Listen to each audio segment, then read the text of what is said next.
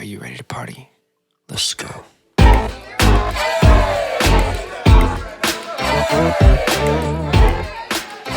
Jeff Burmeister, welcome to the podcast, man. Thanks, guys. Thanks for having me. Jonah, what's up? What's up? No, I just was. There's been like a handful of comments about your mustache with other guys that you know that have been on here, and they're absolutely correct. It's one hell of a stash. Man, this is only the second time in my life I've ever grown one, and the other time was laughable. And Wait, this is the first time you've grown that out like that, or second time? yeah, the last time it was like a 3-week operation, and I embarrassed myself and I shaved it off. That was probably 13 or 14 years ago. Dang, I'll tell you what, man, you're winning. Oh, you know what I did see the other day on our YouTube? Not to go crazy off subject here. Somebody left a negative comment about Josh Shatley's mustache. Really? I was like, get out of here, dude. What? Yeah, it's pretty good. It's really It's good. solid, right? Yeah, It looks like the and Brownie Jeff's. Man. Oh yeah, mine's a Yeah. Pepe Le Pew. It's all Just super twist big. up. Yeah. I mean, it's like one of those things now where I get so many comments. It's like you're kind of stuck with it for a little bit, kind of like becomes Josh. an image, dude. Like I know once in a while Josh probably wants to shave it, but he's probably scared too at this point. He seems pretty confident, bro. Yeah. He seems real confident in that mustache. He runs it down a little bit on the sides too, kind of. He's got that pushing the limits on that SOP, dude. little bit. Yeah, I can't. I push it at everything else. I can't push it on the grooming standards. Yeah, dude.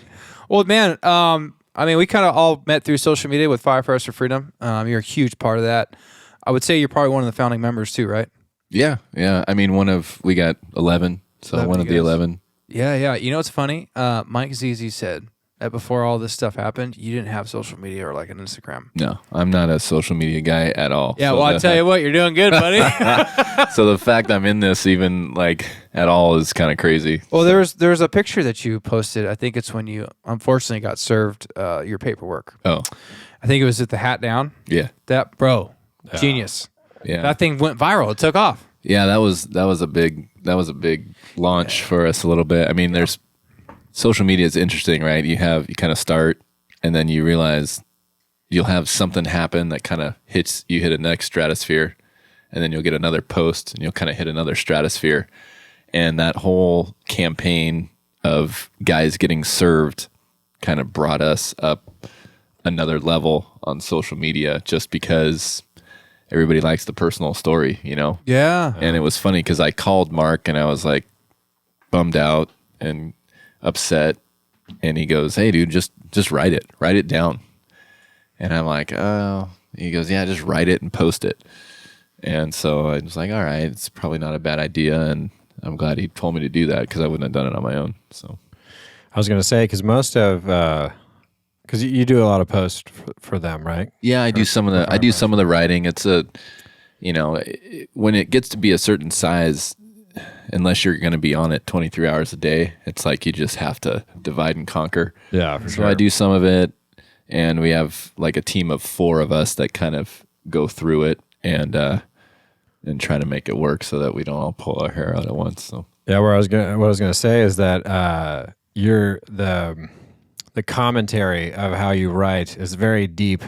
You know what I mean? But it's very well written. You know, and I think that's probably what attests to the surge, because that is a popular aspect, right? Because it's people can relate. You know what I mean? Or it puts a real face with an actual problem that's going on, and then to follow that up, it's very well done. Oh. You know, so I think it makes sense why it's out there. And I was gonna say, man, because like once you, more specifically, the picture that you had of yourself, all of a sudden I started seeing reposts from people that like, you know, maybe wouldn't agree, or maybe, you know what I mean, like maybe would feel differently from it. So it was really cool to see that, you know, kind of hit different aspects. Not like I have like a ton of people that I, you know, follow or whatever, but like, I don't know, I just feel like it's reaching, you know. no, that one was interesting because, you know, Instagram gives you a lot of analytics, and so you start to look, and at one point I think that post hit like, I want to say 75% of people that weren't following us. So that's when you know, like, stuff that's when you know it blows up. I mean, I think it reached, you know, they'd tell you accounts reached. I think that one reached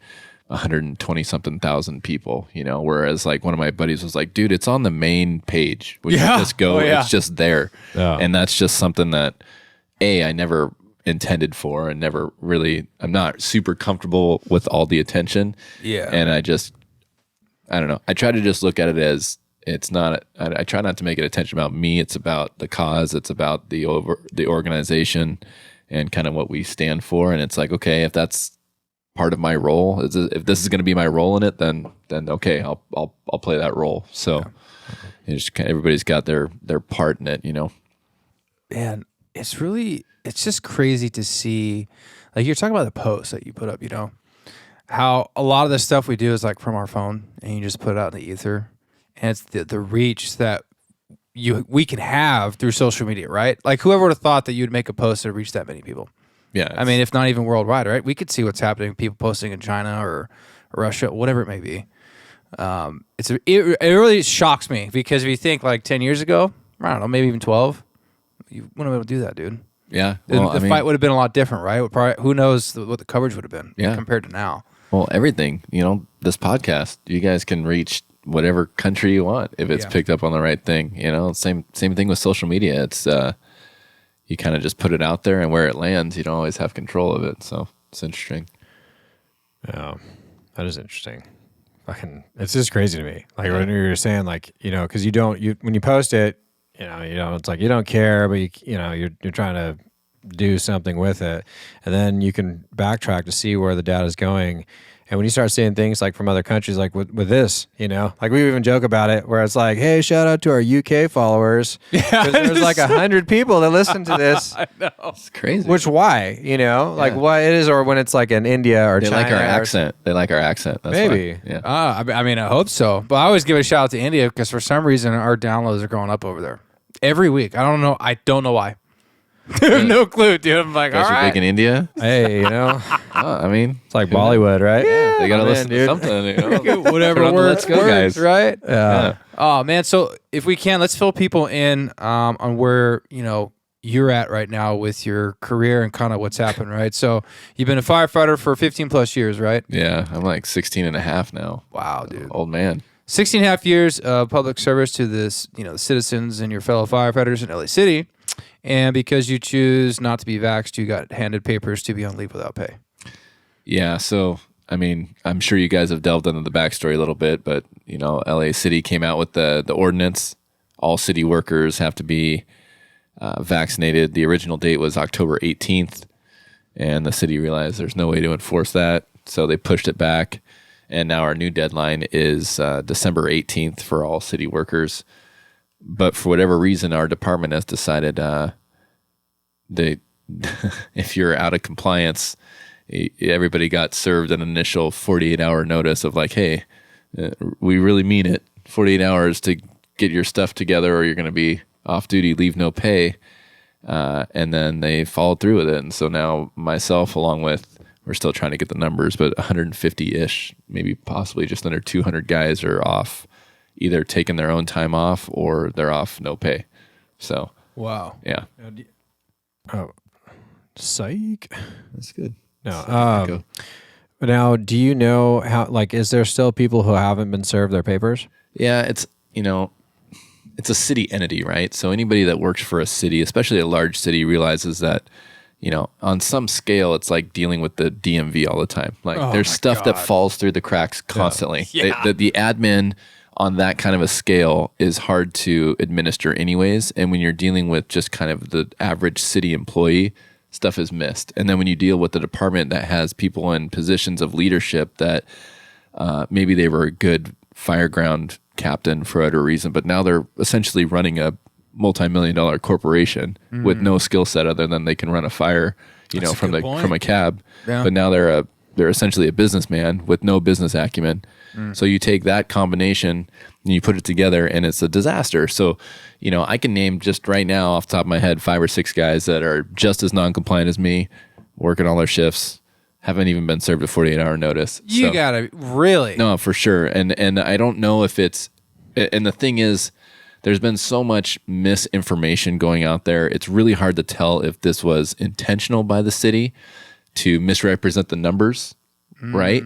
Or if it's just simply an admin screw up, which either one at this point has an equal, opportunity of being correct. Yeah, I mean that makes a lot of sense. There's always things that fall through the cracks. Like departmental wise, or at least in my experience. So it's like 100%. There's probably you said 6. There's probably like 60. Maybe 100. You know what I mean? Like a significant amount. So, but what's crazy is that even though they may have fallen through the cracks at the moment, still they're not. If they are not vaccinated, they are not compliant and would essentially be terminated after the 18th. Right? Yeah, they're still at some point they're going to get caught up and swept up in this. It's just leading up to the date. Some of us are off no pay, and some of us are just cruising on their shifts like nothing's wrong. And so it's just the city to administer something of this magnitude illegally, because they're so far outside of the boundaries, which however far down the rabbit hole you want to go there, but they're so far outside of putting people off, basically violating their rights to due process. And then if you're going to go that route, you don't even implement it correctly. It's arbitrary, and you can name guys that are off duty, no pay, guys that are making their full salary plus overtime right now. It's like the amount of damages and stuff that's being done it's hard to calculate right now. Right. This whole, we've talked about it a lot, and obviously it's been just circumventing around your life. I commend you guys for being so proactive and like not letting it. How do I put this? Like with anything else, things last, or they're important to people. It seems like very momentarily. You know what I mean? 2 days, whatever. There'll be a post, and then it gets reposted, or there might be something started, and then it just kind of dissipates. I think it's commendable. Obviously, it's super important because it's your livelihoods. But just the persistence on it, and it seems like, I mean, from what I can see, and some of the events that I'd been at, and I know Tim's been going to them, and it seems like there's a good following and a good group, behind it. Yeah, it's really it seems like a I don't know, it's say a dream or a nightmare. It could be kind of one of the same once in a while, but you look at what everybody in our group, what our lives were mid-August compared to what they are now. And it's like you hear certain entrepreneurs sometimes when they kind of just blindly strike gold. They're just like, man, it was a whirlwind, and I can't even, like, it grew so fast, it just exploded, and right place, right time. And I don't know if right place, right time is the right analogy for this, but it's like the way that everything has come together, and the if you want to call it like the freedom fighting community. I know you got to meet some of them down in San Diego, but like the Alex Zeks of the world, even like at the top of the food chain, you have like RFK Jr. and all those guys. Like when you start to get into that mix a little bit, you realize they're a pretty close knit community, and they're willing to take care of their own. And so with our organization, we've had some really cool guys take us under our wing and really help us. And it's just weird to kind of think about, we're firefighters, but man, right now it seems like our group is way more political activist, freedom fighter than we are firefighters at this point, just because of circumstances. It's just so nuts. And, and it's like the way you said it, like it seems kind of like a dream, like I every once in a while, like I'll have this like moment of being like, what's going on? And you see something because or I'll be scrolling through something and it's like, oh, protest in, Melbourne today. There's like 1.5 million people, and you're like, oh shit, that's right. This thing's like affecting like this place like globally, and God, I don't know. I think about you guys a lot, like not in a weird, creepy way, but it's like, cause the 18th, what does it say? The 14th? It's Sunday. Sorry, I've been... 18th is Saturday. So this Saturday is, quote unquote termination date, but we know city employees aren't available on Saturdays, so that's not going to happen. So it gets pushed to the 20th, which also happens to be the date we have our preliminary injunction in the Superior Court. So there's a lot going on in a really compact, short amount of time here. Isn't it so funny that that's like the day that they schedule it for, well knowing that it is a Saturday and that no one's probably going to be there to do the work? It's like a total, like, I feel like that's kind of a little snapshot of just how everything is. Yeah. Just like purposeful setups to be able to do things behind the scenes and change things over. It's crazy. Yeah, and then you just wonder, like, was it really intentional, or are they really just that ill prepared, that someone didn't actually look at the calendar and go, oh, it's a Saturday. Maybe that's not the best day to do this massive administrative firing of city employees. Yeah, that's funny. I was. Do you listen to Joe Rogan's podcast? Yeah, Okay. I mean, I've gotten into it more. I appreciate it. The more I do this, the more I try to like emulate what people do, and so the more I find myself listening to how he does interviews and stuff. So I've definitely listened to him a lot more than I ever have. Awesome. Yeah, no, dude, every day listen to that guy. But no, where I was going with that though was that he had on Dr. Peter McCullough. Yeah, I was listening to that on the way over here, trying to get my way through that's that a great episode. Yeah, I don't know how far I'm like almost 2 hours into it. Okay. One, that guy is smart, like different level smart. Whether you agree with him or not, like he can cite you verbatim, like specific case study reports and break. Yeah, it was really neat and a lot to take in if you hadn't listened to it. But what I would say is that regardless of how anyone feels about vaccines, I think the general gist of that whole interview is that it should be your choice, right? And this guy just breaks it down from, how could it affect you, but from every different kind of standpoint. It was really interesting. But I thought, I was like, they should make that like a PSA, not to be against your freedoms, but I was like, they should throw it out there for everybody to be like, hey, if you want to have a little information about it, you should listen to this guy. And anyway, I don't know. I think what's important about him, and this is like one of the messagings lately that we've been trying to say, is with any decision in life, I don't care how big or how small, there's always two sides to everything. Always. There's never anything that is 100% positive or 100% negative. There's always a mix of both. But with this specific issue, what should be raising a lot of eyebrows is you're only hearing one side of the story, and the other side of the story is being completely suppressed. So the fact that on a platform like Rogan, to have that kind of messaging, being able to go out to however many hundreds of millions of people listen to his, like, that's a huge vehicle to get another side of the story out there. Mm-hmm. And McCullough he's an excellent epidemiologist and all the other things. I think he's a cardiologist too, but he's a good speaker too. And he really he's super smart. He can still break it down so that, a guy like me can drive along and understand it, Right. So it's, and then just a fun fact is our legal team actually has him committed when our trial actually starts in April. He's signed on to be one of our expert witnesses for our for our case. That's huge, bro. So to have a guy like that on the stand, wow, breaking down science like he does, like real science, not the air quote science that we're going through, but he's going to be one of our expert witnesses if we need it. So that's pretty cool. I really think that Firefighters for Freedom is going, to end up being something a lot more, I think, than you guys thought it was going to be, but a positive thing. You know what I'm saying?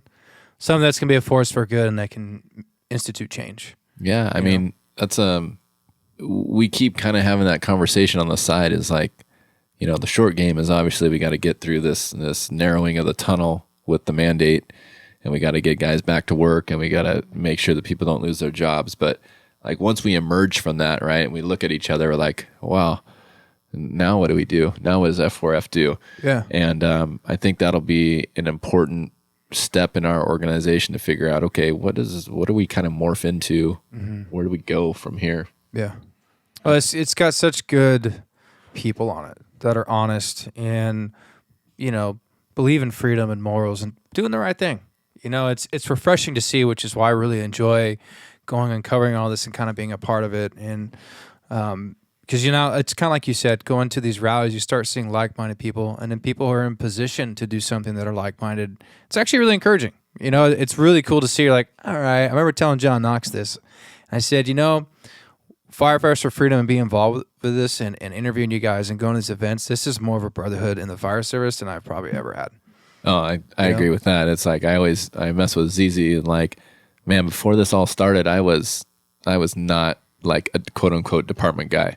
Like I just kind of did my own thing, work my shifts. I like no stickers, no, like you go into my house, you'd never know what I did for a living. You do your job, you're well, and you go home. Yeah. And I would like, there's some guys like that is their whole identity. And for those guys, like, man, I'm impressed that you love your career that much and your profession that much. But like for me, I never wanted to be known as like just a firefighter. I wanted to be kind of stand on my own merits and do my own thing. And so in a way, I was kind of just this counterculture guy that didn't really buy into like the braggadocious nature that some guys get sucked into with this career, you know? And so now to be, you know, in this position and out in front of everything, it's just super uncomfortable to me sometimes and just not ever what I anticipated. Dude, it may be uncomfortable, but you're doing a great job, bro. All you guys are, man. Desperate times, you know? Desperate times. Yeah. So how are you doing right now? You know? That's like an hour-to-hour question almost at this point. You know, it changes and we ride the roller coaster. But man, I think because our city, LA City, has been messing with us hard. There's been so many notices, so many threats and coercions, and talking to our brothers over with LA County Fire, like they're kind of under a mandate also with the Board of Supervisors there. But the way that their department is treating the members versus how our department is treating us is really telling, because from what I've been told through the LA County guys is their leadership is kind of holding back and just being like, hey, let's wait. Let's see, you know, how the Board of Supervisors pushes this. Let's see what they do. Let's let them drive it.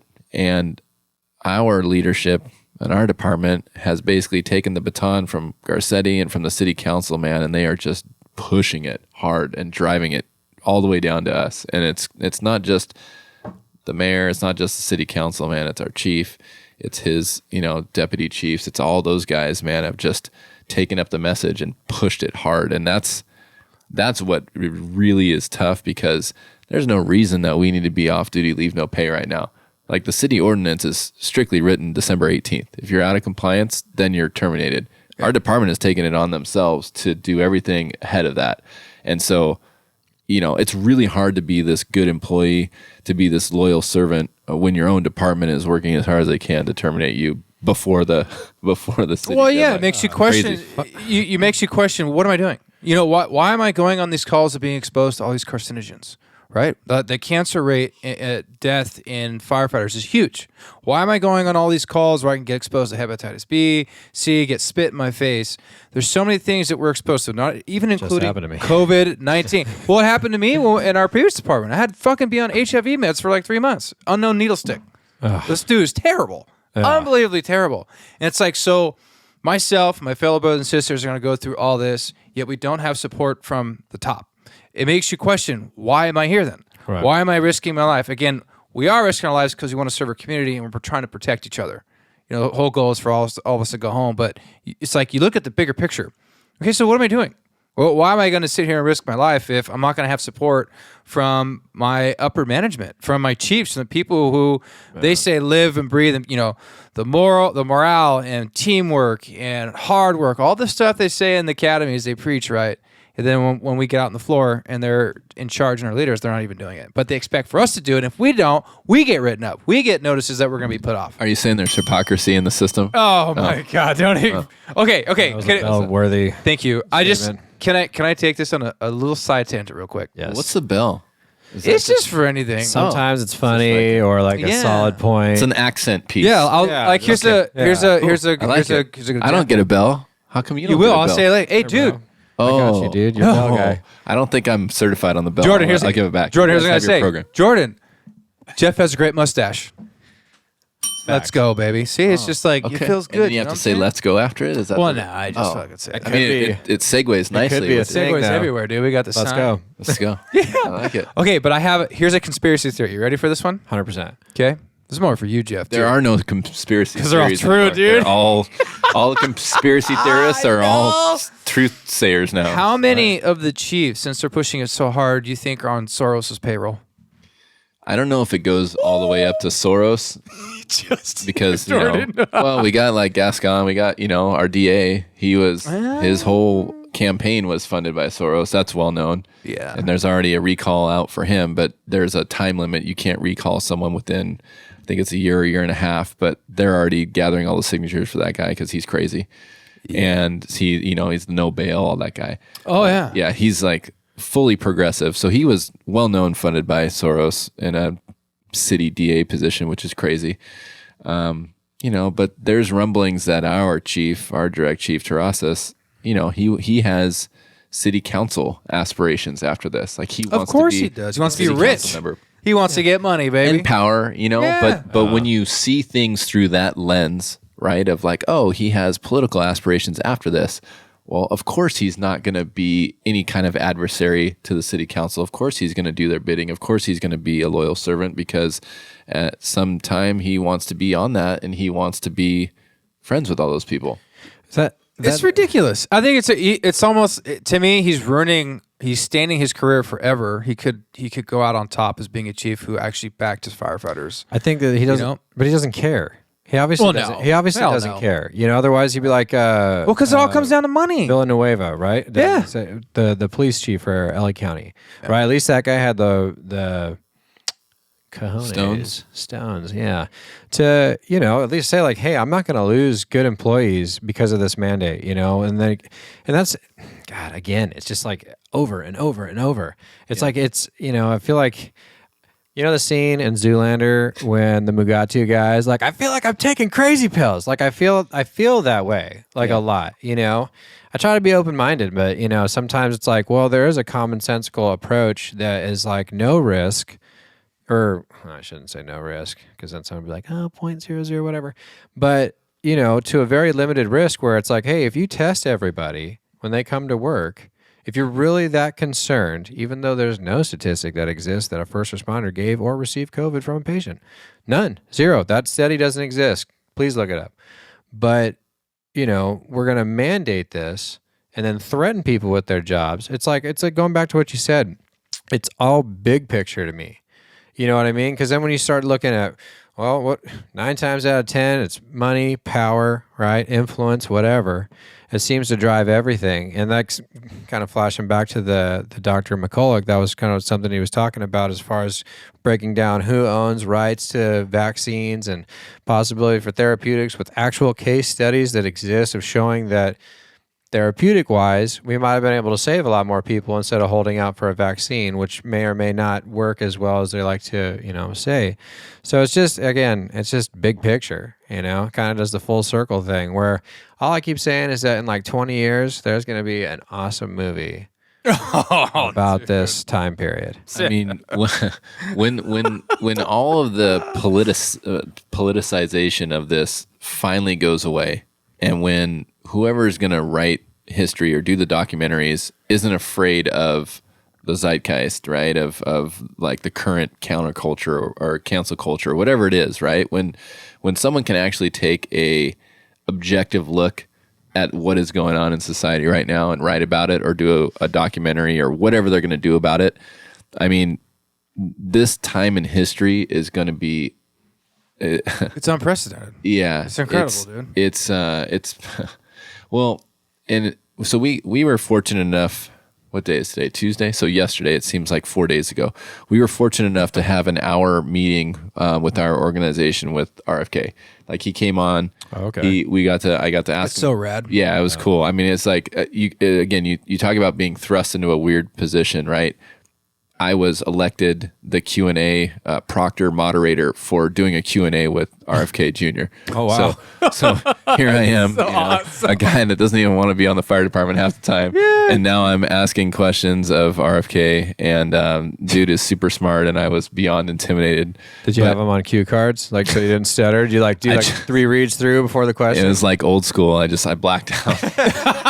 What happened? I blacked out. That was me.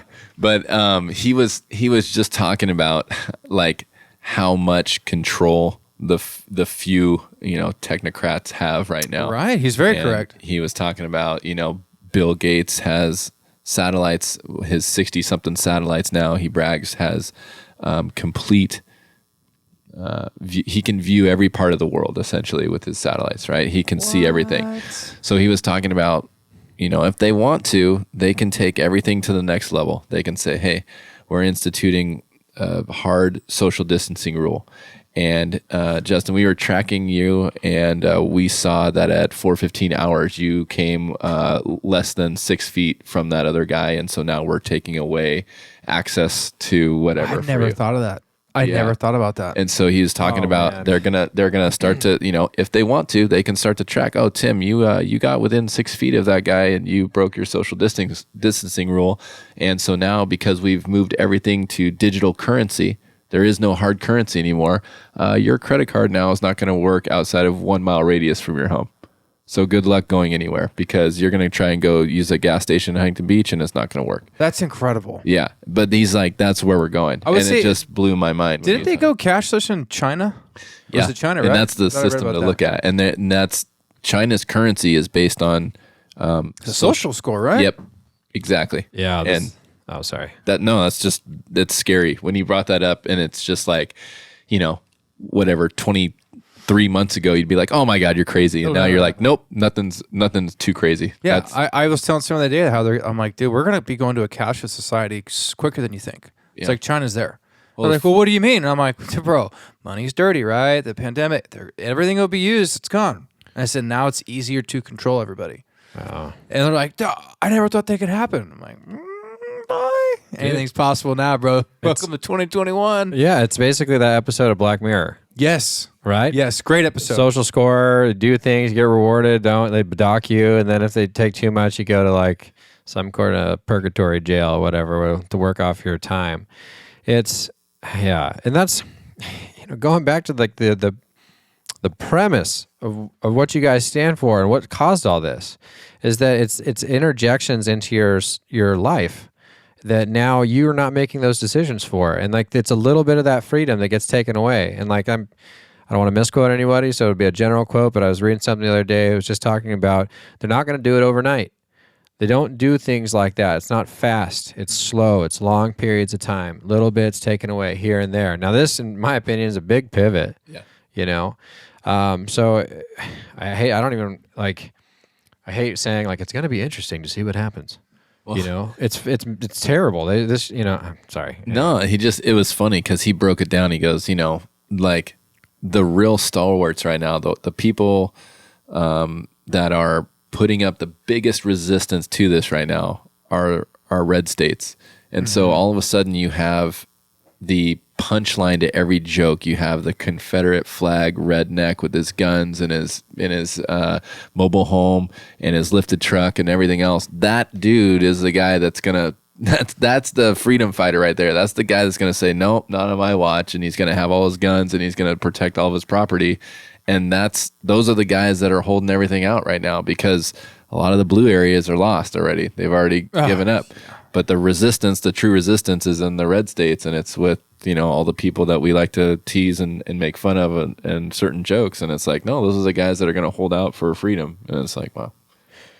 It's just one of those things. Like I feel like I've been referencing everything tonight. You're good. Anyway, do you guys know that he's like I guess he'd be like an influencer / podcaster. I think he was like a musician, Zuby. Have you heard that name before? I've heard of him, but I don't have time for pop culture anymore in my life. Dude, So- no, he actually he does a podcast, and like he's I wouldn't call him conservative, but he would have more conservative type values. But he anyway, where I was going with this is that he posted a quote, and the quote was, or not a quote, a statement. He said, like today I got 100 people DM me because they're telling me thank you for doing what you do, because he's like pretty outspoken for like civil rights and freedoms and things like that, and like, hey, thanks for doing that. And he said that, I wanted to say, hey, you're welcome, but the other part of me was like, speak up. You know what I mean? Yeah. Like, don't be a coward, And it's like, just because it doesn't go with the narrative, or if, it's a friend, like what kind of friend wouldn't respect you anyway? If you had a different point of view. And I think I don't know, for some reason that stuck with me, because I thought that's so true. There's so many people that are like, look, we'll use the vaccine thing as specific. It doesn't matter if you're vaccinated or if you're not. It doesn't matter. It's your choice, go for it. And it's like, even if you're vaccinated and you still disagree with the mandates, it's like, well, don't be silent. you know, and that's anyway. When I saw that, I was like, man, good for him for saying that, because I feel like it's so true. And I'm not calling people cowards, like trying to be rude or anything, but like, you know, if you feel a certain way about it, you know, you don't have to worry if you're out around the water cooler at work, you know, they're going to shun you, you know, screw them. It's a good point, and it's something that we've brought up, you know, via social media and some of our other stuff right now is there's no more neutral. There's just not. There is no more neutral. You can't take an apolitical neutral stance anymore because everything now has been politicized. And for so long, we were in this society of like, I don't want to make anybody upset. I don't want to make anybody unhappy, or I don't want to ruffle any feathers. But it's like, if you're taking that point, if you're trying to be neutral right now, you're basically going along with the status quo. You're basically allowing all of these things to happen because you're gonna follow all the guidelines, even if you think they're not okay, because you don't want to cause any problems. You don't want to ruffle any feathers. And one of RFK's quotes, and I keep referencing him, but he had so many, he said, "No one ever complied their way out of totalitarianism." And it's like, well, okay, there you go. No, he's like, no one in the Exactly. That was good. no one in the history of civilization has ever complied their way out of totalitarianism. And it's like, okay. And then on top of that, he encourages everybody, hey, 3 acts of civil disobedience every single day. 3 acts of civil disobedience. And they don't have to be massive, but he said for him, like, he'll go into a coffee shop if they have a mask mandate, he just won't put one on, and he'll make one of the employees come up to him and tell him to put a mask on. And then he puts it on and he has it below his nose, and he makes them tell him to put it back over his nose, you know? And it's like just that simple of a, you know, 3 acts by every single person of civil disobedience every single day. And it creates resistance. It creates, you know, you're ruffling feathers on purpose, and it doesn't have to be massive, but I thought, man, that's a good point too. Yeah. What's the deal with this? I read a few weeks ago about LA City making a residential requirement. Is that something? Is that like a flex on them? Are they really going to try and follow that through, or is that a threat? You know, I think it's a because they used to do that, right? Back in the day. Back in the day, they had a residency requirement, but that was to get hired. So they're trying to say, well, there's a lot of opinions on it, but basically what happens sometimes is if the heat gets a little bit too hot, they're like, oh, shiny object over here. Everybody look over here. Okay. These guys don't live in state. Oh, this is causing all these problems. And it's like, well, just look at the work history. It's really not. So they were taking a really big beating over the mandates for a little bit. Like they were getting hammered in the court of public opinion. And then all of a sudden, with some help from our union and some statistics from our union, the LA Times got a hold of, there's this many like out of state guys and blah, blah, blah. And then all of a sudden that became an issue because they wanted to take it off of, you know, the thing they were getting beat up on. So, hey, look over there. Totally. And that's 100% what happened there. Squirrel. And then you haven't cause you read about it, but you haven't heard anything about it for a while. Right. It was a thing, and it really didn't get the traction that they thought. And then it's just kind of gone. Okay. I figured it was probably like you said, I was like, that's an empty-less threat. I don't think that's fucking... You want to hear my conspiracy? Oh, God loves conspiracy. There are no conspiracy theories anymore. Yes. No, this one's a far reach. Okay. So like this is just a silly one. But I kind of like the more you kind of dig into it, depending on how far down the rabbit hole you want to go, it seems believable. I think all this shit is because that Ghislaine Maxwell chick's trial was coming. And I think that everything that's going on in the entire United, it's that big. Right? That's the thing, is that if you just, let's say the manifesto stuff was real, all those big name people, these are like heavy hitters. You're not, it's bigger than big name people. You're talking like leaders of the motherfucking world. I'm not saying like popular celebrities. I'm talking like power people, like real influential folks that are on these lists. And I think that to a certain degree, that all this has cascaded to this outreach of just silliness, because it is anything. It's not just COVID. It's any little thing that they can throw out there that's constantly making it look like something else is going on when this shit is happening. It's in the court right now. So this is like a really, really big version of, hey, look over here, shiny object over here. Yeah, exactly. Really massive version. The biggest worldwide squirrel look ever. So I know that sounds silly. No, and that's nothing- just nothing does. That's just my little conspiracy that I think that because you don't hear anything about the case, you got to like reach for different publications and like actually look it up to find any updates on what's going on. You know, we heard the whole Jesse Smollett, I almost said Smollett case, right? You got it. They went into the jurors, everything. It was huge every day on something, updates. While in the background, this person that may incriminate, again, like we said, like world leaders, nothing. He gets a cartoon picture every couple days. Are you saying the media is biased?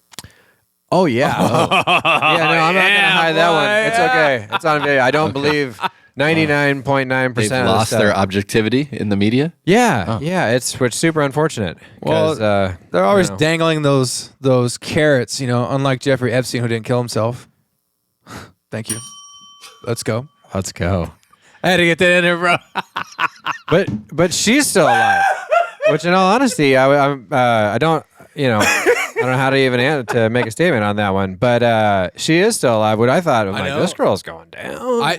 You know what, dude? It's shocking. Okay, I know we can go on a deep one on this one, Jeff, but because I thought, I was like, dude, she'll be dead in less than a month in jail. She's fucking done. She knows too much. There was prop bets on it online. You could bet on it. Oh my God. I won't say the website, nor did I make a bet, but just the fact that it's there, it means there's enough people. What? He's making sure, nor did I make a bet. I didn't. But if I had to, I would have said 3 months. And then was there a prop bet on how she died? No, I think the consensus It was just hanging. yeah. We just knew it. Accidental. That whole thing is terrible. Accidental. Yeah. That whole thing with Jeffrey Epstein is terrible. And I always put up memes and posts about Epstein not killing himself. But the one thing that I feel is so rich out of this entire story is the picture of Bill Clinton in Monica Lewinsky's dress wearing her heels with the stain on his shirt laying on a couch pointing at you. It was right through the foyer, like the you double open- doors open, and that's the first Jeff, thing you it's see. huge. Like they did something. You know, here's the art that Jeffrey Epstein owns, and somebody painted a picture. Okay, like paint me like a French girl, Jack. Like he's laying there like this. Oh, he's got one leg up, crossed. It's like, have you seen it? No. Oh, it's incredible. Here, It's I'll incredible. find it. I'll show you. It's hilarious. It's not a picture. It's a piece It's a of art. painting. It's art, bro. It's freaking art. and it's like 10 feet tall. It's enormous. It's huge. It's like the biggest FU and according to the information that's out there, Bill Clinton has been there a handful of times. So you got to imagine this guy walking through doors like, oh, damn it, Jeffrey. Pretty good, but he needed to be there bad, so he didn't really say much Right, about he it. just went, "Oh, Don't kick me damn." off the island. You can have your artwork. Now, what I think is funny, though, is that, like, not that they sleep in the same bed, because in my opinion, I think Bill Clinton and Hillary Clinton hate each other. But let's say they Political do. marriage. That's a full political Yeah, marriage. let's say they do happen to be in the same room at the same time, you know, and that pops up on the TV, that painting. Do you think she's like, stupid? You know what I mean? I know. She probably just hits him in the nuts and then goes back in her room. Like, You calls it deserve a day. this. Yeah. He's like, oh, sorry, babe. dude. Yeah, but Jeffrey Epstein, man, he didn't kill himself. That's all. I'm just leave it at that. Where do we go off on this tangent about the... I don't know, but it's great. That's why I love this podcast. It just kind of goes where it goes, man. Yeah, that is crazy. Oh, look over here. Oh, yeah. That's what caused shiny it. object. Yeah, The and ultimate it got us. shiny. Yeah, it did. I got all It of did. us right now. But I mean, just that there's so many sub levels of that, you know. So maybe this is like the big one, right? But then it's like from there on out with, you know, because again, referencing that podcast with Dr. McCullough, you know, there were so many different entities tied together to why why was the vaccine? Why was that the saving grace? Yeah. Right? So you're telling me you have the smartest people in the world dealing with the same thing for the first, you know, not for the first time, but I'm sure in a long time, right? With the research and trying to push, it's like no one was doing anything to fix the problem. It was just to prevent it, right? Because that's what a vaccine is, prevention. It has nothing to do with, you know, once you get it, now what do you do? Right? So it was super interesting listening to it and hearing that and being like, dude, why couldn't the consensus be like, hey, let's figure out how to knock this out for people, like when you get it, like the early prevention more specifically, and then work on the vaccine. You know what I mean? It was just like all of a sudden everyone just agreed unanimously, like, oh, we're just going to work on the vaccine. Now, why is that? Right? Who owns those vaccine companies? Wink, wink. Who owns those? Who controls those? Who has invested stake in this specific style of vaccines? How do you say that? Like makeup or the ownership of the patent. There we go. Sorry, I couldn't think of the word, and I don't want to say it, but the information is out there. And just think of like you talk about strange bedfellows, right? Look at the current Democratic Party and look at who they're essentially in bed with, right?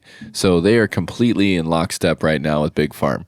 And you take like an old school Democrat, that was like the mortal enemy was Big Farm. They wanted no part of it. Right. But now that political party has morphed. And then you want to play like the what if game. What if the presidential election fell the other way? What would the narrative be right now about vaccines in general? Knowing who pushed it, knowing who started it. What would the entire narrative about vaccines be? And it's hard to imagine it being anything less than 180 degrees from what it is right now. Yeah, I'll say it, dude. If Trump won, the vaccines wouldn't be the thing. And that's my honest opinion, because it was like right before the changeover in office from Trump to Biden, everyone, because the vaccine has to come out, and they were for like 65 and older. That was like the first wave. Everyone, Kamala Harris, Joe Biden himself, all the figureheads of Democratic Party, and actually some Republican ones too, in all honesty, were like, I don't trust it. Oh, they're using it against them. Yeah, I'm not. It's great. Operation Warp Speed worked. That's cool, but I'm just gonna hold off on it. There's video mashups on that. I just saw one. I know, there's a long one. So it was good. like you heard explanations to why you wouldn't take it, and then all of a sudden, transition of power. Now it's like everybody's got to get it. Everyone. That's the only way we can handle this. And it just, again, playing back to the big picture scenario. And it's unfortunate. I don't want to think that way. I don't want to, like, as a citizen of this country, I don't want to feel like I can't trust the people that are in charge. But at the end of the day, dude, they're people. You know. And then you just think of like, you think, again, we talked about like when the dust settles, right? When they're writing the biographies, when they're writing all this stuff about everything that's going on right now.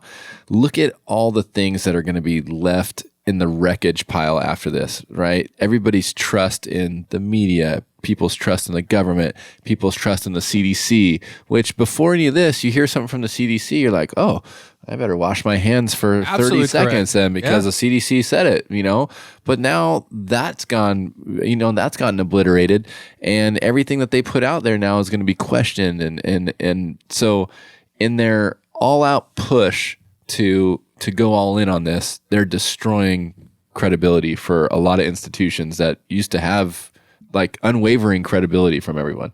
Wow. Something funny you referenced the CDC hand washing thing. I don't know if you experienced it yet, or you started seeing like things popping up in the bathroom, like right over the area where you wash your hands, and like how to make sure you can wash your hands for 30 seconds. I started, and then it said CDC on there, so I'm assuming they just printed it out from the page, but it was the first like bar of "Don't Stop Believing" from Journey, the song. Like that's what you're supposed to sing, and then at the end of the chorus, that's been 30 seconds. I thought you just sang "Happy Birthday." Yeah, that's what I was saying. Happy birthday. Yeah, the whole Happy Birthday song. But in the back of my head, I can't even really hum Journey, let alone try to sing Journey. That's you gotta have some pipes for Burmeister doesn't know. No, that's why I hit play. I don't do karaoke. My man, I got you. Yeah. You come in my car, dude. It's a concert, bro. I mean, if you go up and you try to karaoke Journey, you better nail it. Yeah. You better have some pipes. Because that's hallowed ground right there. That's a tough one, dude. Yeah, that's a hard one. Yeah. Have you seen Step Brothers? Oh yeah. Okay, so they're like, if you can't sing, then get off. Yeah. Yeah. Even if I hadn't seen Step Brothers, I feel like I'd have to lie about it because that's a pop culture phenomenon there.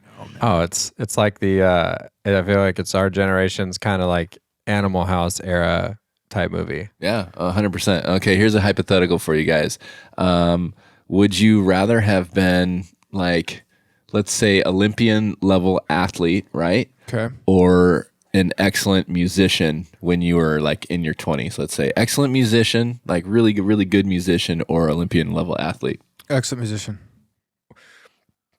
Excellent musician. Can Can I ask a question? Yeah, about you your can have question? some clarifying. Yeah, no, we can narrow this. Clarifying. I just want to know because when you're saying Olympian level athlete, Like, okay, I was let's- assuming you competed and won in the Olympics. Yeah, so let's say you you had can- an achievement. So, well, I guess my question is, would you say like successful, like singer songwriter or instrumental? You know, like Yeah, let's say you were you were a published, like, well-known musician, or you could be like a gold medal Olympian. How about that? I'd do the musician for sure. Yeah. And the royalties you can get. Yeah, boy. but that's one of those things I wish I could go back in time because I was all about athletics and sports, and it was the best thing ever, you know. But that fades.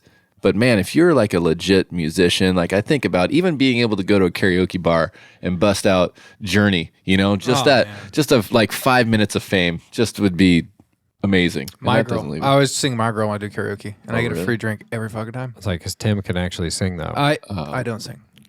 Oh, okay. You just said you sing My Girl. Oh, so- I mean karaoke, but I mean We all not like, sing, bro. I got you. Yeah, I mean, but not in front of like crowds. I'm not touring and shit, you know. Dude, I sing every now and then. that's a good question because like I also like I love sports. yeah, You know, grew up playing, and I thought that maybe I had a chance in baseball for a while, and you know, so that would be rad. But I feel like I don't know, it might be short lived. Yeah. Whereas if you're a musician, right, you know, your music is there forever. If you make up something new, or let's say you get one big hit, like even if you're the fucking Macarena guy, Oh, dude, yeah.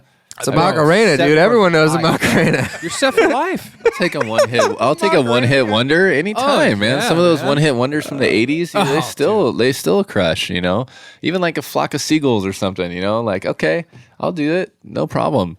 But man, like you know, now you're relegated to dominating adult softball leagues. You know, or you could what I still. do. Yeah, He does do that actually. Yeah, right. There you go. I was like, that's- No, he can bat left or right handed. And I always thought, oh, that's BS. And then I went to a softball game and he bat left-handed and just crushed it out of the park. Crushed it, dude. yeah. Like smoke was coming off that But you ball. could be melting faces on guitar. But I would instead rather you're be just- cranking left-handed home runs in softball Right. leagues. Well, I'd rather be like one leg up on the amp and blasting the crowd with a sweet solo. Yeah, yeah.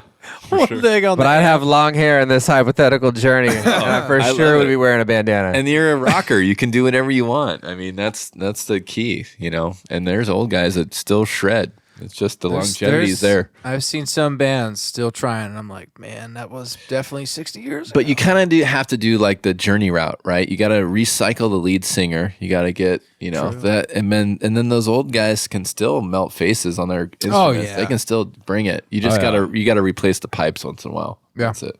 Yeah. As they go. You live out of state, right? I do. Don't tell the LA City. Yeah, right. Because that's No. the next thing I'm going to get on a chopping block for. You can't get me for the mandate. They're going to give me for out of state. So one way or the other. I asked. Hypotheticals. I thought we were still talking Yeah, about it's all it. hypothetical. You wanna be, Hypothetically, if I was going to live somewhere, I would not be living here. Yes. I was like, musician, sports athlete, or where would you like to live? Well, no, because I'm just wondering. There's a lot of people leaving California, and you're experiencing it firsthand. You grew up here, your career, so you've done everything here, and then you moved out of state. What is that like?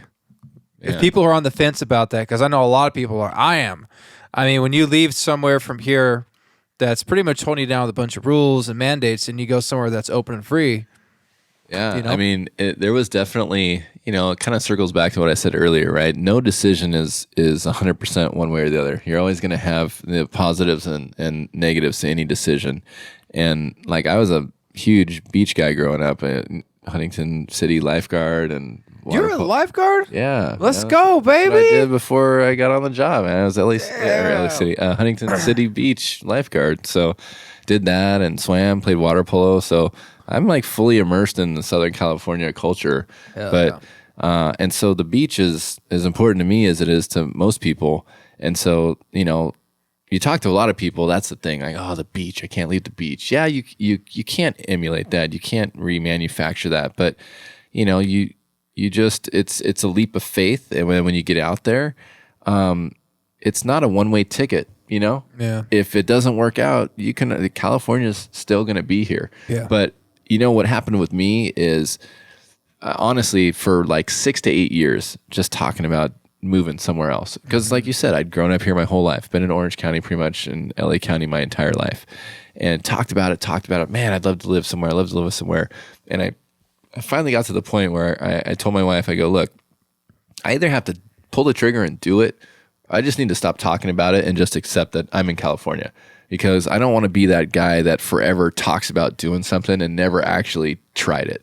And so I just got to the point, I go, hey, you know, this is like the giant reshuffle, it feels like anyways. Everybody's changing everything. So well, if we're not going to do it now, it's probably not going to happen. So let's just close our eyes and take a big leap and see how it works. And that way, at least I can look back and be like, well, I tried it, you know. I always come back here again if I need to. So it's got to. You definitely feel it like a cultural change, and because I know, like, I get around a lot. I travel a lot throughout the states. Hey, that was the best.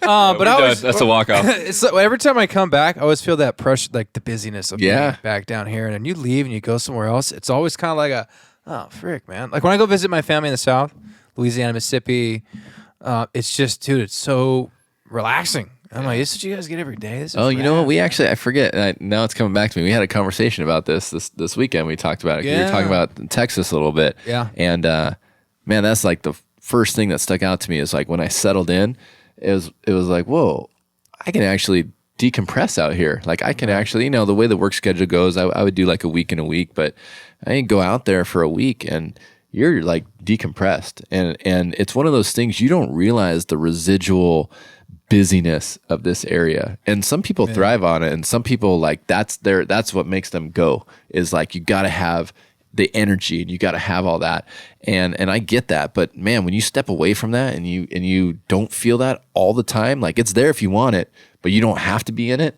It's kind of freeing. It's a little bit refreshing, you know. But you know, if I was in my 20s or something, that would be a different thing, you know. But as you kind of get older, you look for different things, and so at this point in my life, it's like, oh, it's nice to take a break. It's nice to step back.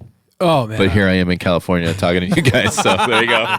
You're still here. Yep. No, I mean, I don't know. Every time Midwest, South, just the vibe, it's different. You know, like last year I went to Charleston. My cousin had just moved out there, and he was ranting and raving about it. And I'm like, we'll see. And I'd never been to Charleston before, so we went down for his wedding actually. And so my wife and I were there. And dude, like, I'm a talker, and I love meeting people and talking. You know, so that place for me, or at least for my wife, was like super annoying because I start talking to everybody.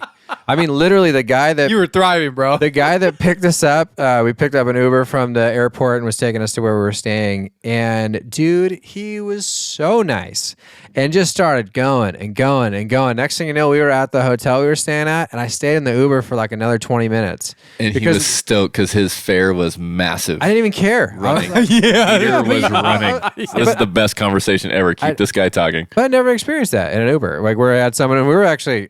I don't know if we were talking like political or we're not, but it was like, I just remember like we're just the back and forth, and I'm like, yeah, I'll meet you inside. Just go check in, you know? And, but anyway, but it was like that with everybody, you know, it was like bartenders or whatever, you know, and just. It's so random because you guys hit on like the number one and number two things I always talk about. I talk about like the busyness and the step back and the pace, the change of pace. And the second thing is the people. And where you really notice it is in just like the basic service industry, like the entry level service industry. Like I go get a coffee and someone's like, hey, what are you doing today? And you look like almost like they're messing with you, but they're looking at you like they sincerely want to know, what are you doing today? Right. And meanwhile, there's a line of a couple people behind me, and I feel guilty because I feel the pressure of like, oh, let's just move on.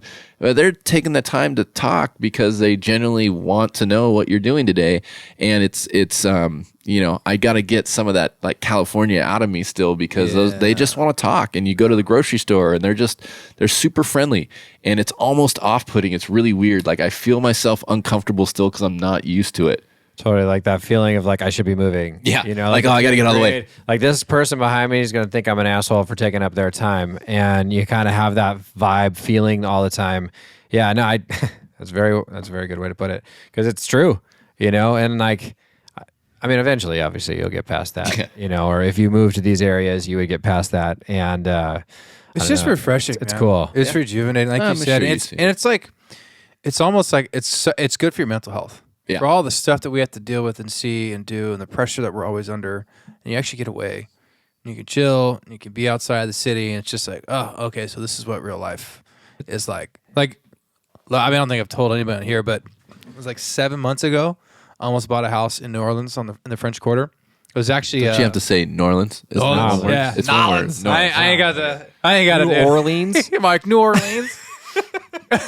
But yeah, I was super close to getting this house down the French Quarter. It was actually, I think it was not a witch doctor's house. It has like a historical plaque. It was a cool. I'm like, oh, this shit's probably haunted. A witch doctor's house? It's not witch doctor. What do they call him back then? Voodoo. Do you remember him? Voodoo. It was a voodoo doctor's house. That sounds even scarier. Female voodoo doctor.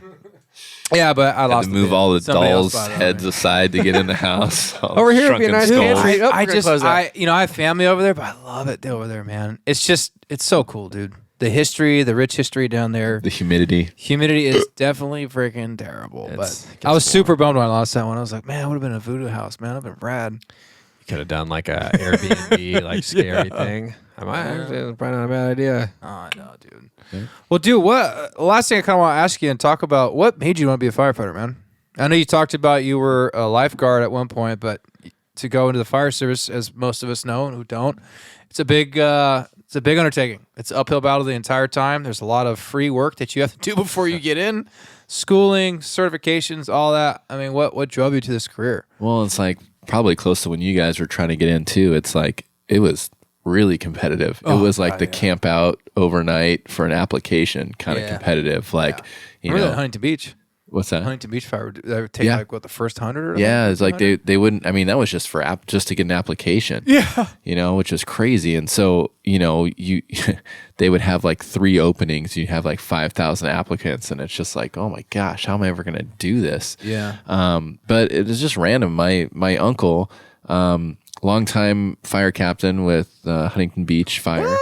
Yeah. No. Okay, so you got a lineage going. Yeah, but I didn't really it was just cool. He was just a cool guy that I thought had a cool job. And I went to college and I did legal studies, and I was going to go to law school, and I was taking all my LSAT stuff, and I pushed hard through college. I got through it pretty quick, and then just kind of started getting burned out. And I was looking at the debt for law school, and I was looking at, the LSAT, and it just felt like I was starting over again. Oh, okay. And, 3 more years of intense school and all the debt. And just kind of started doing a little soul searching and did some write-outs with my uncle. And he was, at the time, like the write-outs were super easy, and kind of got into that culture a little bit. And I'm like, man, they were all just messing around. I mean, granted it was Huntington Beach, but they were all just messing around. And I'm like, these guys are like, playing dice, and they're working out, and like, yeah, I can't believe these guys are like, I can't believe these guys are on duty. This is crazy. And then, they drive around, and they're like rock stars, and I'm just like, man, this is a really, really cool gig. And so like right before I graduated college, I decided like, oh yeah, hard left turn. Let me start taking some fire science classes, and just, again, law school will always be there, but let me just look at this for a little bit. And just kind of started pursuing that. And I like the physicality of it too. You talked about like being an athlete. Like I grew up playing sports, and I always enjoyed fitness and working out. Yeah. And the idea of not doing a desk job and being active and having like a physical fitness standard, I thought that was rad. And so all that stuff kind of came together, and just, how it goes, you just throw stuff against the wall with all the tests. Yeah. And it was funny. I really wanted to work for an Orange County fire department, and that's all I wanted to do. And I kind of like hesitantly took the LA City test because their reputation was super gnarly. And I got accepted to that process, and I was just like, oh shit, you gotta be kidding me. Yeah, like of all the freaking departments I've applied for, that one calls me back. God, I'm like, well, it was the only yes I got, Yeah. And 16 and a half years later, they're trying to fire me, so it's worked out great. Sam. You really brought that to. You're very well spoken, dude, Yeah. Jeff. That was good. You brought that all in together. I'm like, Full circle. yeah. I was like, wow, that was really good, dude. Man, Public speaker, dude. Let's go. I have a funny story. I tried to get hired with Light City, but I will share it with you outside of because it's not appropriate. It's a great story. Yeah. Yeah, it's a great story. You know, I would say that was not my last question, but what I really want to know with this group of the group of firefighters for Firefighters for Freedom, and I know for what mine is, but like, what do you think is the deepest conviction for you guys, and why you're making this stance? Man, you touched on it. I just we put a post up on social media a couple of weeks ago, and it was when things were getting like really dark. We had the 48 hours getting sent out. Guys really questioning like, whoa, my department is really going to put me off duty, leave no pay right now, and morale was super low. And we did a post talking about your why, finding your why, and essentially like to make a stand like this, to be willing to give up a really cushy government job, city job, give up a pension, give up guaranteed income in times of uncertainty. You got to have some conviction, and your conviction comes back to your why. And everybody has a different why. Like Justin will have his why, you'll have your why, I have mine. And for me, I truly feel like this is a precipice. And if we lose this, then there's really no coming back from this point where we're at right now. And you can already see it. They're already trying to go after children. They're already trying to restrict more of your access, vaccine passports. And RFK put it great. Things that are your right. Go to a sporting event, go out to eat, go to the bowling alley, go see a movie, right? That's your right. Now it's become a privilege. Hey, you are allowed to go do this if you do this. Well, that's not how the United States was founded. That's your right. You want to go to a sporting event? That's your right to go there. That's not a privilege. You don't have to earn that. You're a citizen of the United States. Like This is a sovereign country. You're a sovereign individual. This isn't how our country was founded. This isn't what the founding fathers wrote up. Like we never had a society built on this ever. You were never given privileges to go do things that were well within your freedoms, and so you can already see it being restricted. And to me, like that is everything. That's everything. If and I've always been kind of a free thinker, but man, I don't want to be told what to do, and I just want to be left alone. I just want to be able to do whatever I want to do. That's kind of the whole point of this country. Like I want to be able to do what I want to do without the government always telling me what to do. And they're trying to tell everybody what to do right now. And so I want my kids to grow up the same way I grew up, being free. And so it's important to me. And if you have to take a couple arrows along the way, then so be it. But I want to be able to look at my kids and be like, hey, I don't know what society is going to be like when they get older, but I did everything I possibly could. Everything within my power as Jeff to make sure I secured your guys' freedoms. And so, it sounds cliche, but I really do look at the future generation of like, I don't want to be the generation that rolled over and lost it for everyone. I don't want to be the ones that messed it all up. I want to be the ones that saved it. Yeah. And so that's my why. God damn, son. Wow. Was that still part of the answer why you wanted to be a firefighter? Yeah. I mean, anybody else start kind of tearing up? Yeah, I was like, God, let's go conquer a country. I'm just like, yeah. It's a seltzer. Seltzer. Oh man. No, dude, all kidding aside, I asked that because I knew you would say something absolutely fantastic, and I want people to hear that. I really, they need to hear it. Yeah, I think it hits home, with saying like whether or not you have kids or not, but being able to at least say to yourself, and you can look yourself in the mirror, you know what I mean? It's like for all the things that you've done in your life that you probably don't agree with, or wish you could take it back. I can attest I probably got a lot of them, but at least being, no, I'm not saying for myself, but for what you guys are doing and what you're doing specifically, man, my hat's off to you, and that's, when you said it with like saying it to your kid, that's, I battle that scenario in my head all the time. It's like, how can I look at myself, let alone look at, people that I try to influence or try to think that like, hey, I want to be a role model or I want to stand up. Like, sometimes this is like, you got to pay the piper, you know what I mean? It's time to step up, and that goes to even what we were talking about earlier with like, for everyone, If you feel this way, like, it's like they're taking people's jobs away from them, right? Under the blanket that doing something that you may not want to do is going to protect everybody, and it's like, that's a loaded question. So there's so many things to talk about within that, but just, it's like, do some research, be supportive of your community, of the people that are around you. It's like no one wants to see anybody hurt. And I think that that's a safe statement, but when it comes down to it, it's like there's this hard divide out there, and there's people that maybe are, maybe they're around a bunch of people that think one way and they're afraid to talk about it.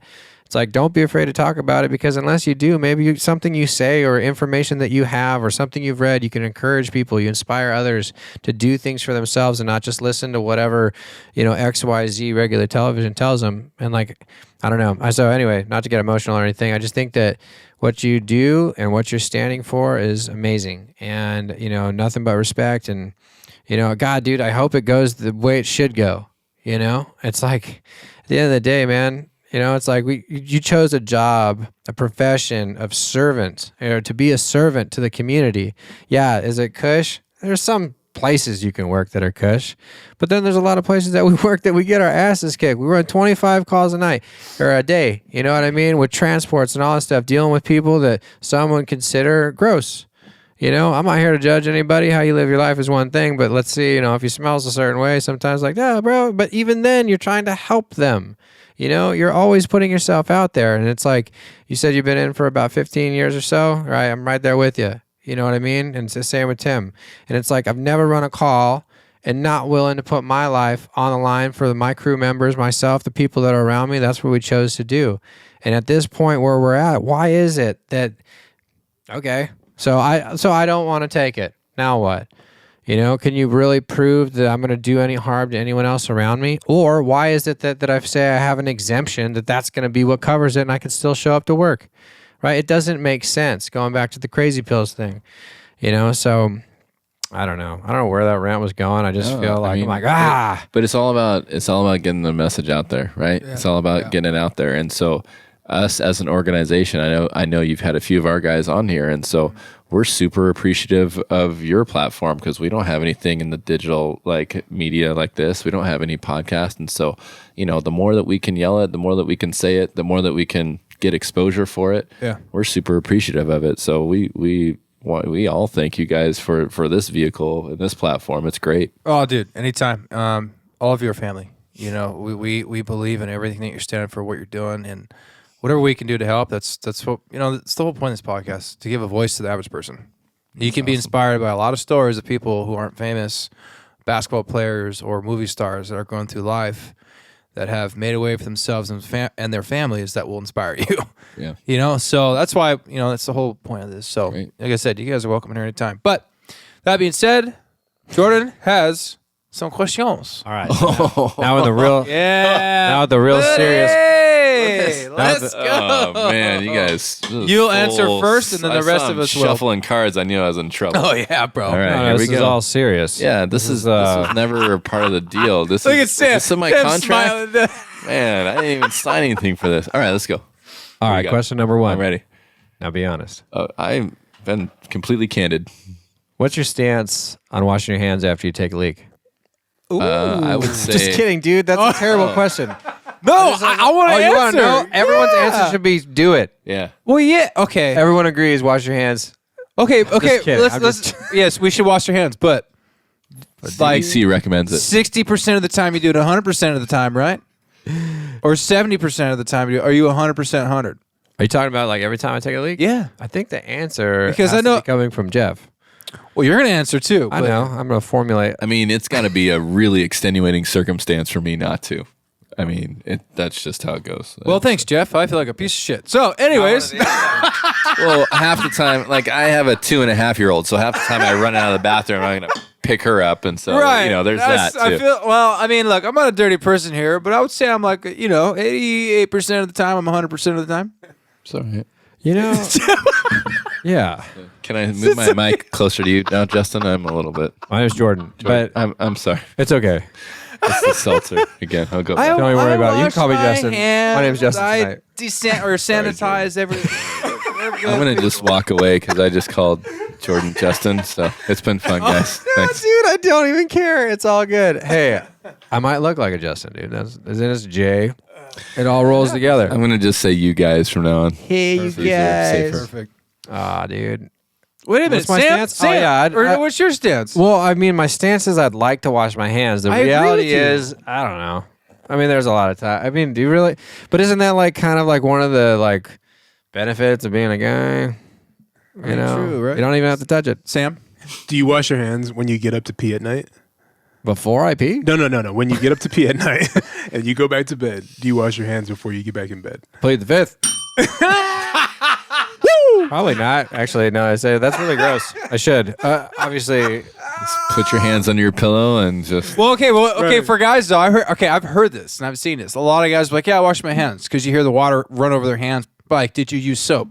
Well, no, but I wash my hands. okay. So that's probably the better question. Okay. Because I see that a lot, or like I'll see, Yes. you know, it's like you walk up, you're like, okay, we're good. Yeah. There's like one of these little flaps, and then you go, yeah. Yeah. Yeah, it's soap or nothing. I mean, Right. that's a good fence rider Look, move right there. Like, Jeff, I'm a clean man. I promise you I'm a clean man. I'm just saying, there's just extenuating circumstances and you got to get out of there, man. these things happen. Does it make any influence if you're only around your buddies?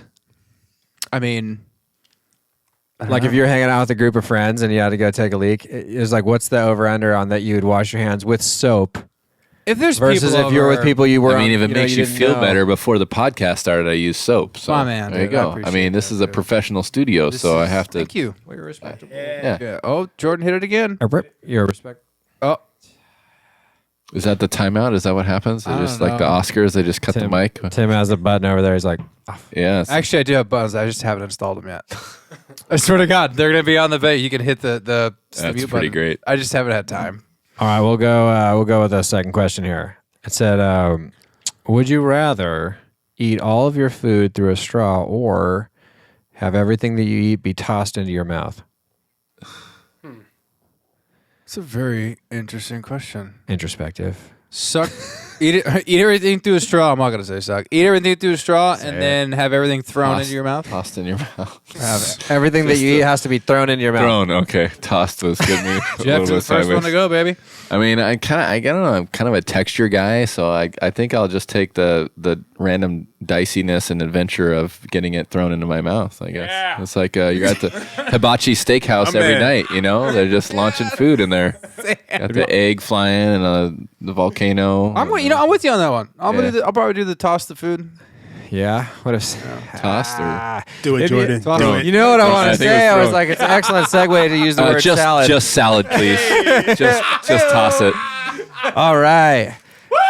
I would Where's all, that mute button? yeah, no, it was perfect. I would definitely eat my food tossed. Oh, Not dang. sucked. Oh, nice. I mean, how big a straw are we talking? Boba, Way too loud. Sorry. boba straw. Boba straw. Yeah, I need bigger. This is a mess. Bigger. Sam, wait, who did you answer? Sam, you're next. Definitely toss, bro. Definitely. Oh, Yeah. night, day. With confidence. Oh, yeah. Oh, yeah. Now, what if it was? 24/7. What if it was like a 6-foot toss? Fuck it. I got this. Just got all it. day, just pieces of whatever. Just Yeah. you'd probably get really good after a few weeks. I actually am pretty good. Oh, really? I can do that. You've been practicing for this hypothetical. I'm ready. I'm ready, bro. What's the next question? All right, next question. Sorry. Oh, okay. This one's kind of like a pop culture one. Children, Jeff. Just children. Well, we're all around the same age, so you guys should know these people. It says, who would a fight in their prime, Michael Keaton or John Bon Jovi? Who would win? A fight between the two of them. Ooh. No, I'm talking like Batman Keaton and, Living on a Prayer Bon Jovi. Neither one of them inspire a lot of I confidence. know. in a street fight I of any honestly, kind. I know Jeff's supposed to go first, but out of the two, I think Bon Jovi's like weak, and I feel Keaton would just rough him up, dude. Okay. That's my take. I was thinking train for Batman Yeah. Even though that one was like the corny kind of first one, which was one of my favorites, by the way. So I don't mean corny isn't a bad thing, but it was, a little like silly kind of. But he at least trained. And Bon Jovi probably has the cardio. You got to think about it, running around singing for hours, But I don't know. I think Keaton would strangle him. Oh yeah, absolutely. Like, I'm Batman. That was the Christian Bale Batman voice, though. No, that one's like this. Oh, there you I'm go. Batman. Sorry. Oh, there you Michael go. Keaton's like cool. He's like, I'm Batman. Oh, you're right. Yeah, that's how he was. He's kind of. wanna- He was cocky. Have a scotch and hang out at my place. That was really Batman. good. I don't know. That was kind of like a No, you even Keanu have like the Batman. head bob like he does too. It's Pretty good. What about you? What say you, Sam? So I'm gonna say Michael Keaton. man. And yeah, man. I mean, you just like you said, Batman. Batman. And Batman's got to hit somebody, bro. And John Bon Jovi would just be running. Right. It's like cardio. He might outrun Batman. Yeah, but Batman will eventually catch his ass. Get the fuck out of I just see Bon Jovi running, dead or alive. Yeah, dude, it's only. you do have pipes. I could just tell in that 1 second it was there. Bring that shit. That was just a little tease. Yeah, I'm actually yeah. singing the national anthem tomorrow for graduation. Are you really? Yeah, That's it. That's an easy they couldn't song. find anyone, so that jeez, Oh man, bro, you're talking the full scale from the lowest to the highest notes that you can. just Carl Lewis it. Just do a Carl Lewis. I tell everyone the key to singing a good national anthem is start as low as you can. I think they Because it goes so say high. that. Yeah. Start as low as you can. That's the key, dude. But, I don't know why that's funny. Yeah. I can't sing, so. yeah, some people mess that up. Dude, Anyways, that's awesome. Okay, next inspiring question. last one. Oh, last one? Yeah, make it okay. good. Make it Do you want to go like funny or like conversation worthy? This Yeah, is I know, I Jeff's was asking episode. all of you, This so is however you Jeff's want to episode. answer. You guys get paid the big bucks to Jeff, host it. what I'll say answer you? whatever. Okay, then we'll use the funny one. All right. All right, who would win in a battle royale?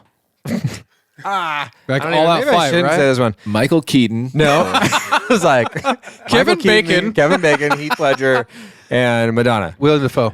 William Dafoe. I feel like William Dafoe would win because he's crazy. Ah, yeah, He's a nutcase. Speaking of William Dafoe, when we're talking about the movie of the future, like 10 years, 20 years from now, who will play your character? I'm thinking like a young, Tom Selleck.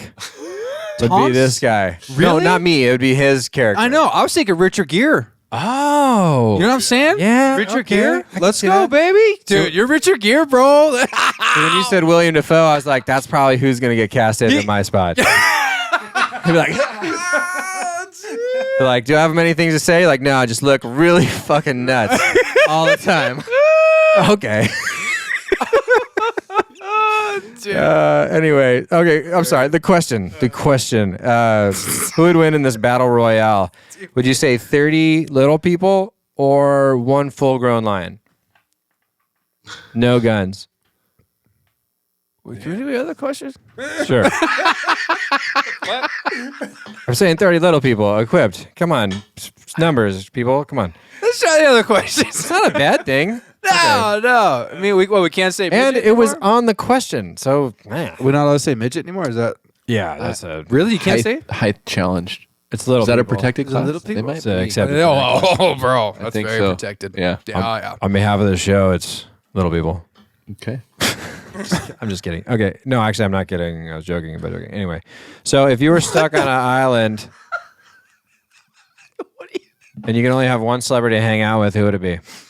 If you're stuck on an island, you can hang out one celebrity. Who would it be? Yeah, like I guess think about it as in you're going to be there a while with that person. I'll let him answer first, but I already know mine, baby. This question could really get you in trouble, by the way. Yeah, I'm not hang going to on mention a with woman. Yeah, okay. I'm going to mention All a man. Okay, let's rephrase the question. You're stuck on an island for a day and you got to spend it with a celebrity. Who would it be? Okay, so That'd still get you in trouble, huh? no, I'm just kidding. no. Celebrities, man. Is there like one group that you have lost more faith in than True. celebrities? Very true. You know what I mean? Like, I'll tell you what, I'm going to kind of go outside the box a little bit. He's a celebrity in his own right. I don't know how much you guys have gotten to hang out with Alex Zek. Oh, that but guy's so that cool. dude is one of my all-time new favorite guys. Dude, he's rad. He came to our March for Freedom. He flew himself out there. He stayed with a buddy in LA. He did it for free. His Health Freedom for Humanity podcast is I think he's a pretty big deal in those circles. Yeah. And man, that guy was so down to earth, so cool, and like capable of some really interesting conversations. And so like from a conversational aspect, to be able to sit down with that guy and pick his brain for a while. And I think I don't even think he's 30 years old yet.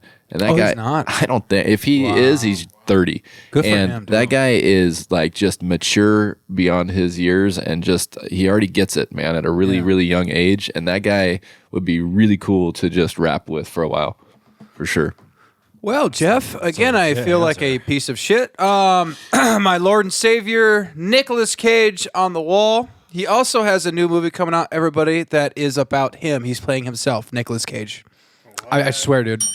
Friggin' awesome. Good for him. He gets invited to a party. A super fan invites him to his party, and it turns into chaos. Oh, no kidding. Yeah, Pedro Pascal is the guy who orders him. I just always I always think of Face Off and the gold pistols. For some reason, when he's in slow mo with the freaking gold pistols and gray pistols, like that's just see, my man pretty knows, cool. dude. That's legit. That's a pretty cool role right there. Dude, I'm telling you, Nicolas Cage. Face.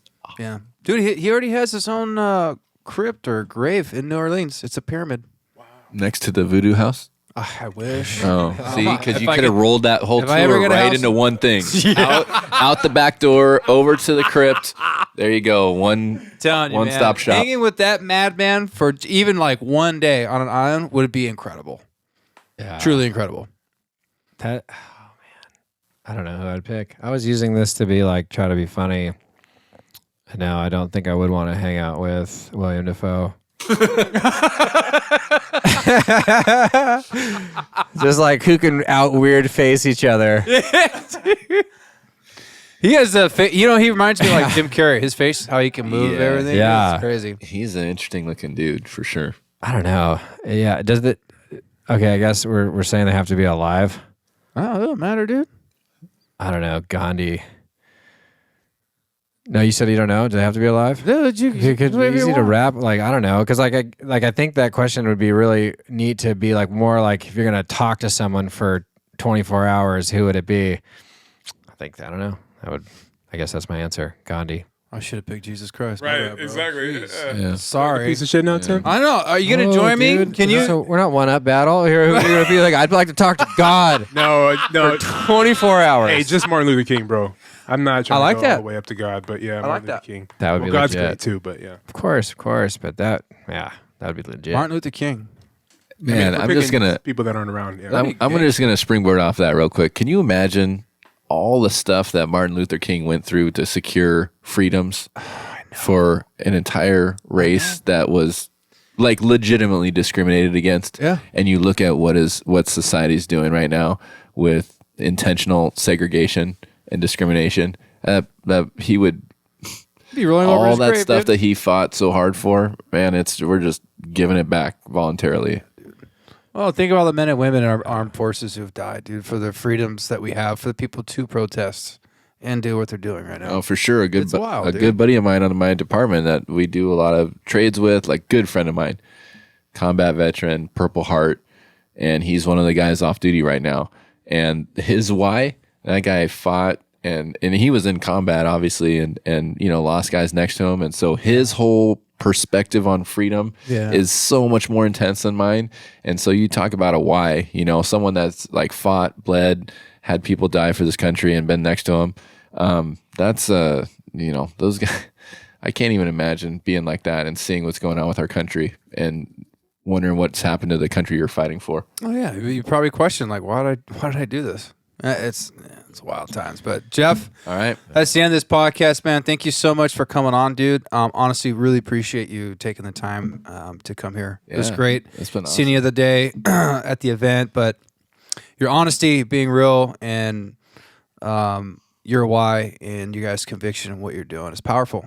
It's influenced me. It's made me rethink some things, man.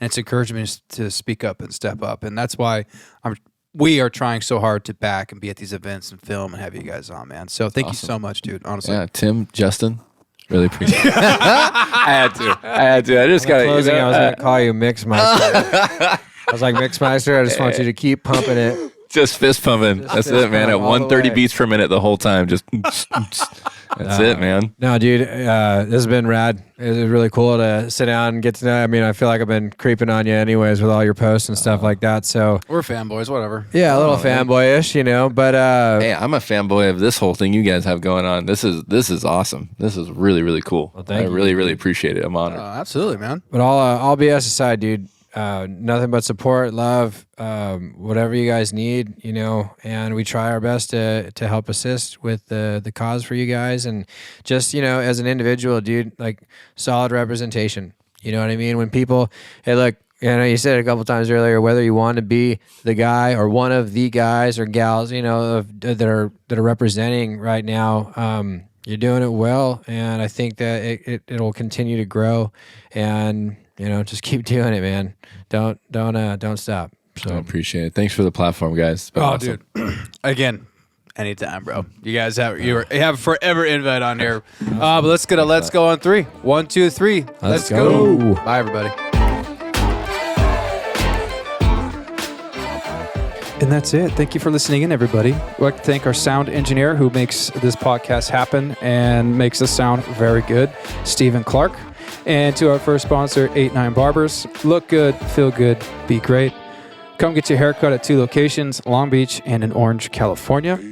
Your appointment can be booked at 89barbers.com. That is EIGHTNINEBARBRERS. 89barbers.com. Again, look good, feel good, be great. Check it out. It's my barber. He is the man. Thanks, everybody. Bye.